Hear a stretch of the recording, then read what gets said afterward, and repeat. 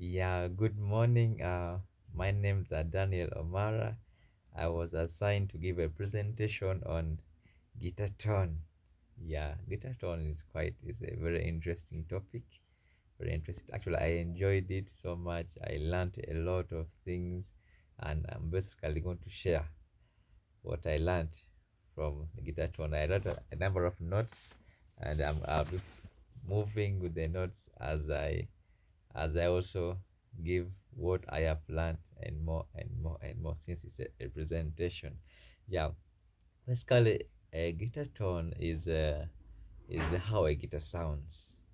It could be by itself, or it could be how the guitar sounds naturally, or it could be uh, with an amp. If a guitar is connected to an amp, how a guitar sounds, or with a number of effects, how a guitar. So the whole combination is what I learned, that the whole combination of all that is what gives guitar tone.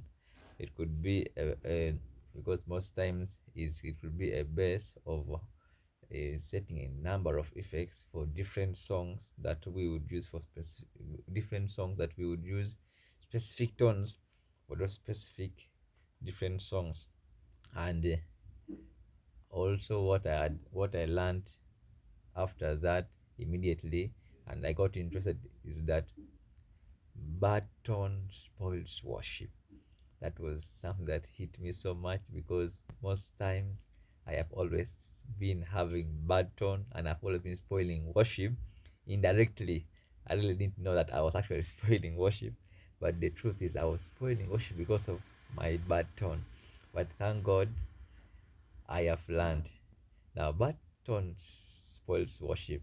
I remember one time my worship leader, I spoiled worship, but I didn't know. And those my worship leader also didn't tell me that my tones are bad. They only said the electric guitar was off key. The electric guitarist wasn't playing well.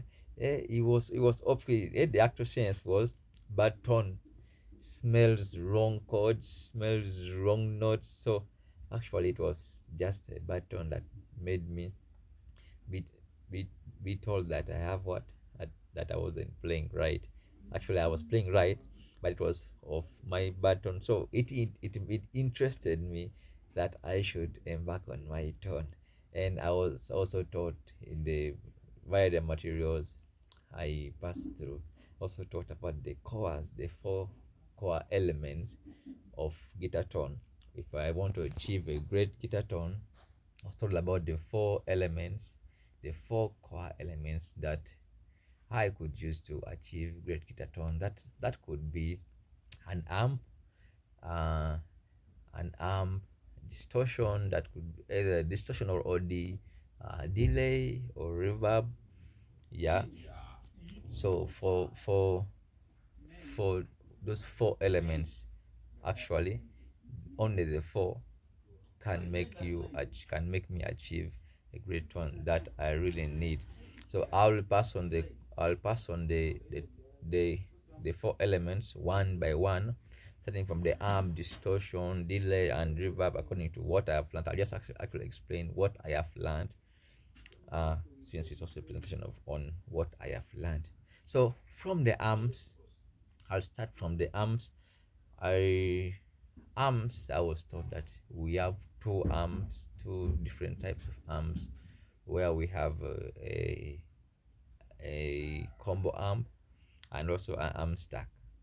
So a combo amp is this whole thing is combined. Actually, I never I didn't know how to differentiate them, because I never knew how to differentiate them before the class. So after the class, I actually learned. So a combo amp is a combined one. It's combined with the equalizers, everything with the cabinet. It's combined whole thing, just carry ones. But the arm stack has its combo alone and also its cabinet alone. You just connect them, so they actually two different things. Yeah. So I also talked. I also talked about the types of the amps, the tube amp, the digital amp, and the solid state amp. How the tube amp gives warmer tone, how the digital amp is affordable, how it's so common nowadays. You can actually just download it, or if not downloading, you can upgrade the tone. It is quite interesting. Yeah. So after that, I we went into steps of setting a guitar amp. So steps of setting a guitar amp. Basically, I just give what I have learned on setting a guitar amp. The material I watched, the guy was telling us how if he meets an amp, he would start by turning off the volume. And I have got that. When I meet an amp and I've set my things and I want to tune it on or to put it on, after putting it on immediately, I first turn off the master volume to make sure I don't make a lot of noise, and I will increase it according to I'll increase it according to what's affordable, what's comfortable for me, what I am free with, depending on the place I am playing in or the place I am practicing in. I might be doing rehearsals, like let me first reduce my volume. So I'll just increase it according to the environment. So uh, after my volumes, I learned also about the position of the amp, the position of the amp. Sometime back when I was when I this day I was serving, and back there I was serving. So as I was serving, I was playing, but as I was standing, the guitar amp was down and it was facing my legs. Then I didn't know all the things that I need to maybe raise it up, or my focus was always on, am I hearing the amp? Yes, is the sound there? Sound there. Yes, start playing. But at least I have learned that the position of the amp matters a lot. The position of the amp matters a lot. So we were told that the amp we have to raise it a little bit and slightly slant it so that we can hear what we are playing. Yeah, raise a little bit and slant a little to face the ear, not to face the stomach or face the legs, because the legs don't hear the tones or don't hear the sound. So you face a little to the ear, so that yeah, you can be able also to put it at an eye that you can adjust your volumes, your equalizer and everything. So also we spoke about the equalizer. After raising your speaker, you now, and you've raised your volume, you now go to the equalizer. Yeah, more of mids, yeah, mids make it warmer and sweeter. So most times I used to also concentrate on the highs. I always wanted to increase those highs so that the guitar can sound really I want, but actually I learned that mids make greater and sweeter magic on the guitar tone. And we are taught that too bright sound takes out too bright sound can cause more harm. If the sound is too bright, the guitar sound is too bright, it can cause more harm. Actually, it's not that good, because it will be too bright and it will not sound that well. So another thing, after all that, we were taught about how to, as we are setting, we could I could consider I could consider the guitar pickups, because the guitar pickups, the bridge pickup gives brighter tone, and the neck pickups gives darker tone. So at times, after setting all, you also have to test your pickups according to test your pickups and check which one works for you. Because if put in the middle, it will give this kind of sound. If you put to the neck pickup, it will give this kind of sound. If you put to the bridge pickup, it will give this kind of sound. This one will be brighter, this one will be medium, this one will be lighter, this one will be darker. So we actually choose what what's best for a guitarist. I One time I had actually very bad tone, and they could tell me, I could go to YouTube and search great how to have great tone. They could tell me, now if you want to have great tone, watch out this video and download it, then subscribe, then get this, put your pickup here always, put your amp like this, put your treble at mids, put your presence at this, put your But what we are taught in the lesson in the class was that mostly is doesn't work out so frequent so well, doesn't work out so well, because each guitarist, they have their different tone sounds. If I see how Izoba sets his sounds, his tones, I see how Maha sets his tones, how Nick sets his tones. They are quite different, although they all sound nice, but they are all quite different. So we tend to we tend to do, or to set what works best for us in our ears. Yeah, and also in the ears of the worship leaders and sound guys, what works best for us. And yeah, that's about the pickups. We listen to what we have on the table, and we evaluate it ourselves, what is best for us, and we kick off with a great tone. And then when we go to gains, we could adjust the gains also accordingly, because they, we could get a clean on the neck pickups, and bridge pickup, slight distortion on it. Yeah, that's basically about the amp. And yeah, that's basically what I learned about the amp. Let me see. If I told there is presence on the amp, we could use it. Yeah, yeah, probably that's all I can remember about the amp. So I'll go straight to this, to distortion or overdrive. Basically, in the material, on the pedal board that we were using, in the material, we had two drive pedals.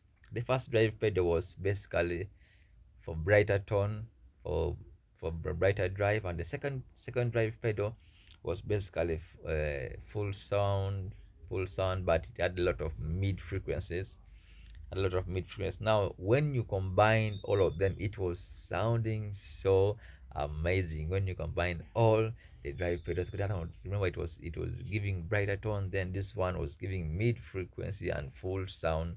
It sounded all so good. So I have also learned that most times I used to plug in only one drive, and I be like, yes, I have you. Plug in one drive, and I be like, it, but I'm going to try that. I'm going to try using two drives, and I see it sounds so sweet. I'm going to embark on it very soon. So that's all about drive. And the third element we learned about is delay. Now, what I picked in delay first that came in my mind is dotted eighth. Yeah, dotted eighth and a quarter note. So dotted eighth gives warmer sound and helps a lot. So most times, uh, we are supposed to put the quarter notes first than the dotted eighth, so that we can get something like, there's that sound that it brings the delays. Yeah, and the pedal, the delay pedal that we were using, the material, that pedal, I need to get it. It's a very good pedal. It's a very good pedal because it's a very good pedal because I even realized it has modulation. It has chorus on it, and the chorus, yes, yes, the delay. And yeah, that's mostly what I learned about delay. The dotted eighth, using dotted eighth and using the quarter notes, it was quite, it gives good sound. Yeah. And about after delay, we went to reverbs, and the reverb was the last core element that we learned. So for reverb, it adds natural sound, it adds natural depth, the space in the music. So actually, if we are to have the keyboard guy, the keys guy having reverb, the vocalist, the acoustic guy, the drummer, the bass guy, reverb combines and mixes the music to be one. It brings the guitar in and out of focus. Mostly the swells reverb, it focuses on notes, brings the note in and out, brings the note in and out. And also reverb puts things that are far away from us closer to us. At times the statement might not make a lot of sense, but it is so true.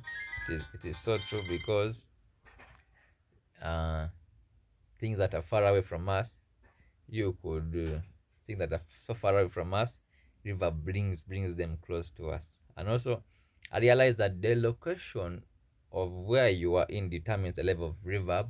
That's what we were told. The location of where you're in determines the level of reverb that you will put.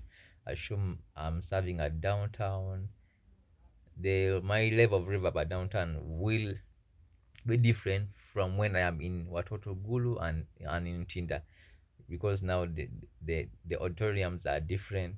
The downtown is enclosed, Gulu is not so enclosed. Then Tinda also is not so enclosed. It has, so a level of reverb will matter a lot. So basically, the main reverb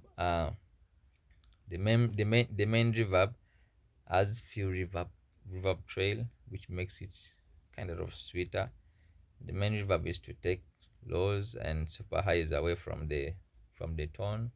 We could talk about the swells. The swells reverb gives darker tone, and the pre-delay, because the the reverb we were using, the whole reverb which we're using for swells, they had pre-delays which could give clarity to the tones. Okay, so lastly, we were passed through a pedal board, what we really need to achieve better, or if I'm to given very many pedals, I'm to given reverb, distortion, compressor, pitch, equalizer, modulation, to give if I was given all of them and I was told to arrange them to produce, because the arrangement of the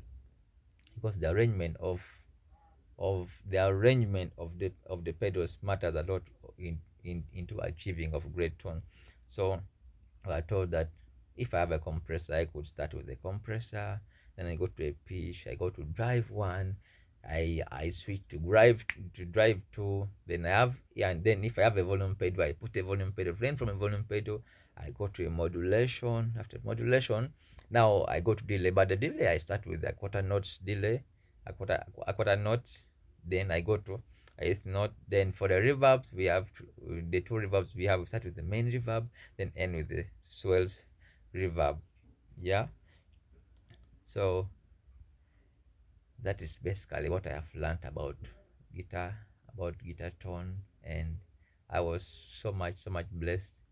I i i am waiting on my new life with guitar tone, my new life that I've discovered with guitar tone. I'm going to enjoy this. Thank you so much.